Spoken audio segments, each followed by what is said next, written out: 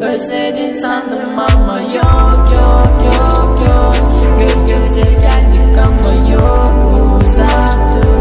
Ellerin uzak bana çok çok çok çok. Bazen konuşamazsın, çok zor çok zor. Seni benden başka seven yok yok yok. Ellerini tutarım, çok zor çok zor.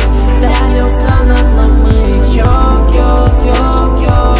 Hayatımı değiştirdin çok çok çok. Gitmek istedin, söyle neden? Gözlerime nasıl kıydın? Ayrılık gibi ayrı beden. Anladım ki sen hep buydun. Konuşmak istemişsin, duydum. Peki söyle, aşk bu muydu?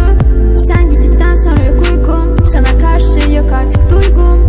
Aklımda fikrimde gözlerin hep. Rüyamda bile sen özledim ben. Gözlerime bakan gözlerini unutamam ki ben güzelime.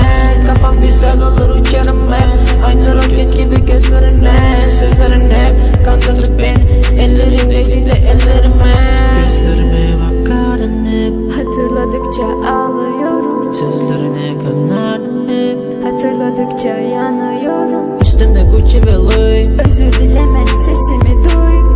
Önümde çok derin kuy. O Chanel sever, bense hep Louis. Özledim sandım ama